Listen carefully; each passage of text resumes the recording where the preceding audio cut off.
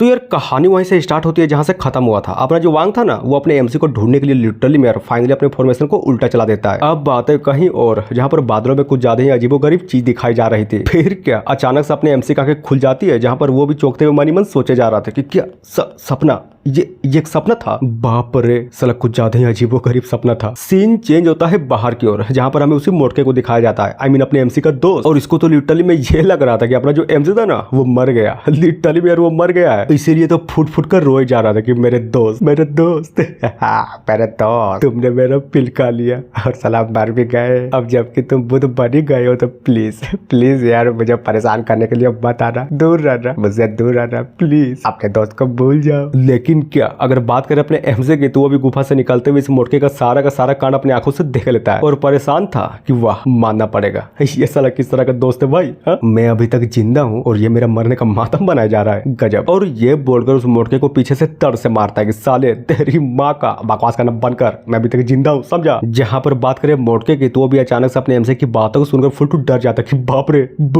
और हाँ जैसे सामने देखता है ना तो अपना एमसी बिल्कुल ठीक था, जिसको देखने के बाद वो तो और भी फुट फुट कर रोए जा रहा था। ये मेरे भाई तुम जिंदा हो यार, सच में तुम जिंदा हो, तुम नहीं मरे। तुम्हें पता है कि मैं कितना डर गया था? मैं सच में बहुत ही ज्यादा डर गया था, मुझे तो लगा था कि तुम मर गए, लेकिन भला भगवान का कि तुम जिंदा हो।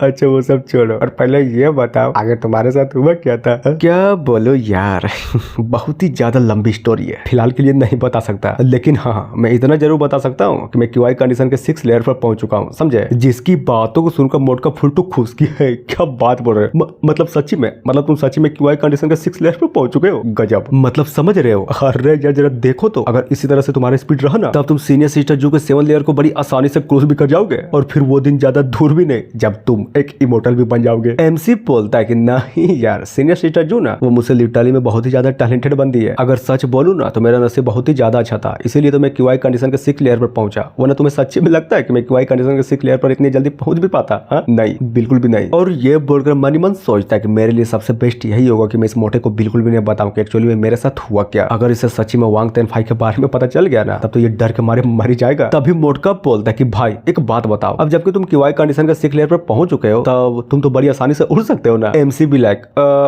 उड़ना ना, हाँ आई थिंक उड़ सकता हूँ। और ये बोलकर उड़ने का ट्राई करता है और सच्ची में थोड़ी ऊपर तक उड़ भी पा रहा था। तभी अचानक से जमीन पर लैंड करते हुए बोलता है कि हाँ उड़ तो पा रहा हूँ, लेकिन दिक्कत की बात तो ये है कि फिलहाल के लिए मेरे पास उड़ने वाली अच्छी खासी से कोई तकनीक नहीं है, समझे। हाँ वो तो मैं देख पा रहा हूँ, लेकिन मानना पड़ेगा तुम सच्ची में थोड़ी देर उड़े तो थे। एक काम करो ना, क्यों ना तुम किसी के ऊपर अपने पैरों को रख कर उड़ने की कोशिश करके देखो, क्या पता शायद उड़ जाओ। और वही होता है, अपना जो एमजे था ना उस मोटके की बातों को सुनकर फाइनली अपने सूट को बाहर निकाल लेता है। फिर क्या उसके ऊपर चढ़कर उड़ने का ट्राई किया जा रहा था और लिटरली में उड़ भी पा रहा था। जहां पर अपने एमसी को इस तरह से उड़ता हुआ देखकर ये मोटका भी पूरे के पूरे तरीके से चौंका पड़ा था। इधर एमसी भी मनी मन सोचे जा रहा था कि एक मिनट इस तलवार में उड़ने के बाद मुझे ऐसे क्यों फील हो रहा है जैसे कि अचानक से मेरे दिमाग में कुछ तो चल रहा है। आई थिंक कुछ मंत्र सा है, हाँ कुछ तो लिखा हुआ दिख रहा है मुझे। और ये बोलकर उसके दिमाग में फाइनली जो कुछ भी चल रहा था ना वो अपने हाथों में एक हैंडसाइन बनाकर उसको ट्राई करने की कोशिश करने लगता है। और जैसा ही हैंडसाइन कंप्लीट होती है तभी अचानक से अपने हाथों से स्वाइप करता है और लिटरली में स्वाइप इतना पावरफुल था कि पूछो मत। जैसे जंगल में लगती है ना वहां पर खड़े सारे के सारे पेड़ ऑन द स्पॉट वहीं पर खट जाते हैं। जहां पर ये सब कुछ देखने के बाद अपने एमसी भी एक पल के लिए पूरा का पूरा हैरान था कि बाप रे मुझे विश्वास नहीं हो रहा, आखिर ये था क्या?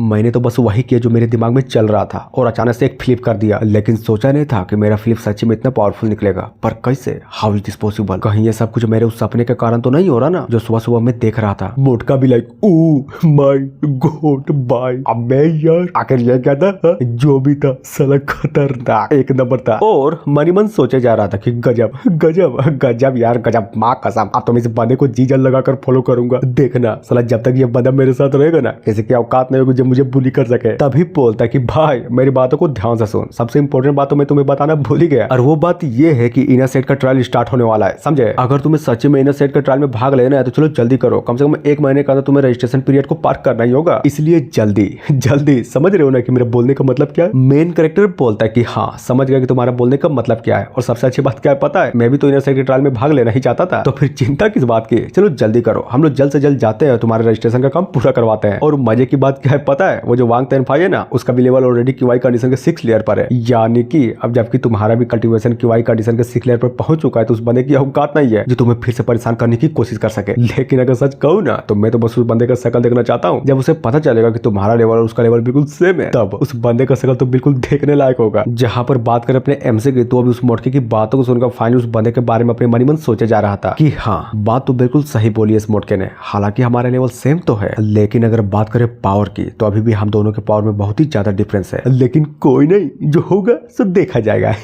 मोटू पहले ये बता, तू कह रहा था कि हमारे जनरल स्टोर को किसी ने हथिया लिया है, आखिर वो था कौन? और सबसे इम्पोर्टेंट बात, इसकी माँ का आखिर हिम्मत किसकी हुई? ले चल चल जल्दी कर, नहीं छोड़ूंगा, मार डालूंगा उसका मीने को। जिसकी बातों को सुनकर मोटका भी पूरा का पूरा खुश किए हुई न बात। अभी ले चलता हूँ। अब बात है वांग की ओर, जहाँ पर अपने एमसी का पता करने के कारण जो फॉर्मेशन उसने उल्टा किया था ना, उसके चक्कर में उसको बहुत ही ज्यादा खतरनाक लेवल का बेकलेस लगता है। इधर ये भी खून की उल्टी करते हुए मनी मन सोचे जा रहा था कि हांगजोंग ब्लैक माउंटेन कमीने कहीं के नहीं छोड़ूंगा। इसका मतलब मेरे टीजर को चुराने वाला कमीना तू ही था। एक सेकेंड, कोई और भी है। कौन है वो? आखिर ये बंदा है कौन? कहीं ये बंदा वही तो नहीं है ना? और इतना बोलने के साथ ही सीन चेंज होता है 20 दिन बाद, जहाँ पर हमें लिटरली में बहुत सारे बंदों को दिखाया जाता है जो कि आपस में ही बातें किए जा रहे थे। एक बोलता है, तुम लोगों ने सुना क्या? हाँ, इना सेट का जो रजिस्ट्रेशन पीरियड है उसको खत्म होने में सिर्फ कुछ ही दिन बाकी है। हाँ बाकी तो है, लेकिन तुम लोगों ने नोटिस किया इस बार लिटरली में बहुत सारे ऐसे बंदे हैं जो ट्रायल में भाग लिए हैं। लेकिन दिक्कत की बात तो ये एक साल रजिस्ट्रेशन करने के बाद वहां से कोई बंदा हिल ही नहीं सकता। मतलब सोचो तो, जब तक टूर्नामेंट खत्म ना हो जाए, जब तक ट्रायल खत्म ना हो जाए, वहां से कोई बंदा बाहर नहीं जा सकता। तभी तीसरा बोलता है, हाँ तो फिर तुम क्या चाहते हो, रूल को चेंज कर दे। जरा सोचो, रजिस्ट्रेशन करने के बाद अगर सच्ची में किसी बंदे को वहां से बाहर निकालने के लिए दिया जाए और वो बंदा बाहर जाकर कोई पिल या फिर ये बोलो कि कोई आर्टिफैक्ट को अगर अंदर ले आए, तब क्या होगा? साला पूरा का पूरा ट्रायल ही गड़बड़ा जाएगा, समझे? और हाँ, इसी तरह से लिटरली में वहां पर खड़े तीनों के तीनों बंदे और भी बहुत सारे ऐसी चीजें बातें किए जा रहे थे। तभी हमें फिर से वही जगह को दिखाया जाता है जहां पर अपना एमसी मस्त आराम से बैठ कर अपने बिल को बेचा करता था, जहां पर अपना मोटका भी अपने एमसी का नाम चिल्लाते हुए बोले जा रहा था कि भाई गजब गजब गजब यार गजब, क्या तुम जानते भी हो आज का बिजनेस तो लिटरली में बहुत ही ज्यादा लाजवाब निकला। जिसकी बातों को सुनकर एमसी भी मनी मन सोचता है कि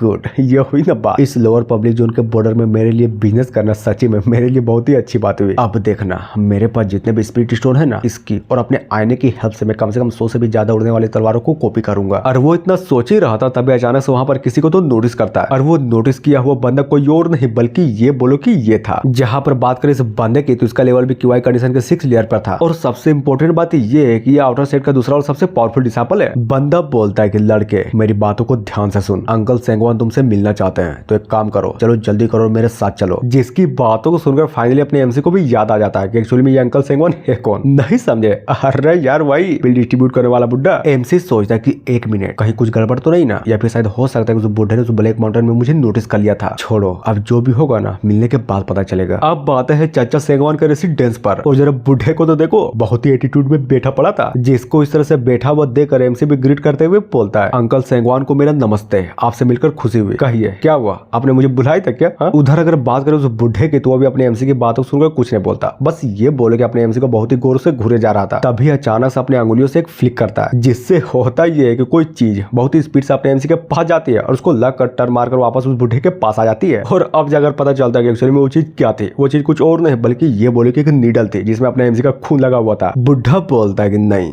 बिल्कुल भी नहीं, तुम्हारे पास तो कोई ट्रीजर नहीं है, एक काम करो, अपना स्टोरेज बैग मुझे दो, मुझे चेक करना है। और ये बोलकर अपने एमसी का स्टोरेज बैग को चेक करने लगता है मेन कैरेक्टर अंकल सेंगवान। आप बता सकते हैं कि एक्चुअली में आप ढूंढ क्या रहे हैं? और सोचता है कि गजब, जैसा कि मुझे लगा था। अच्छा हुआ मैं यहाँ पर आने से पहले अपना ट्रीजर और अपना सारा का सारा स्पिरिट स्टोन उस मोटो को दे दिया। बुड्ढा बोलता है कि मैं क्या ढूंढ रहा हूँ वो जाने की तुम्हें कोई जरूरत नहीं है, समझे? अच्छा एक बात बताओ, तुम्हारा कल्टीवेशन अचानक से इतनी तेजी से बढ़ कैसे रहा है? एमसी बताता है कि यार मेरा कल्टीवेशन ना, ये सारा का सारा सब कुछ तो सीनियर सिस्टर जोगा किया जा रहा है। और सबसे इंपॉर्टेंट बात तो बताना भूल ही गया, एल्डर ओयांग क्या, उसने भी मुझे बहुत सारे पिल दिया था, जिसके चक्कर में आज मैं क्यूआई कंडीशन के 6 लेयर पर पहुंच पाया, समझे? और वो इतना बोल ही रहा था तभी अचानक से वही बंदा जो कि अपने एमसी को इस बुढ़े के पास लाया था ना, वो कहीं से तो आकर इस बुढ़े को बोलता है कि अंकल सेंगवान, मैंने इस बंदे के गुफा को बहुत ही अच्छे तरीके से ढूंढा लेकिन वहां पर कुछ भी नहीं मिला। जिसकी बातों को सुनकर अंदर से आवाज आती है कि ठीक है तुम जा सकते हो। और ये बोलकर अपने एमसी को फिर से घूरने लगता है, जहां पर वो भी परेशान होते हुए बोलता है यार अब क्या हुआ, मैंने कुछ भी नहीं किया, माँ को सब सच्ची में मैंने कुछ भी नहीं किया। बुढ़ा भी लाइक ठीक है जाओ तुम भी जाओ। और ये सुनकर अपने एमसी भी फाइनली वहां से निकल जाता है। जहां पर बात करें बुढ़े की तो अपने एमसी के जाने के बाद वो भी अपने एमसी के खून को बहुत ही गौर से घूरे जा रहा था। फिर क्या अचानक से चख लेता है, और जैसे ही चखता देखता है ना लिटरली में ये बुढ़ा पूरे के पूरे तरीके से हिल जाता है। और जी हाँ, इतना बोलने के साथ ये एपिसोड यहीं पर खत्म होता है। तो मिलते हैं नेक्स्ट वीडियो में। So thank you.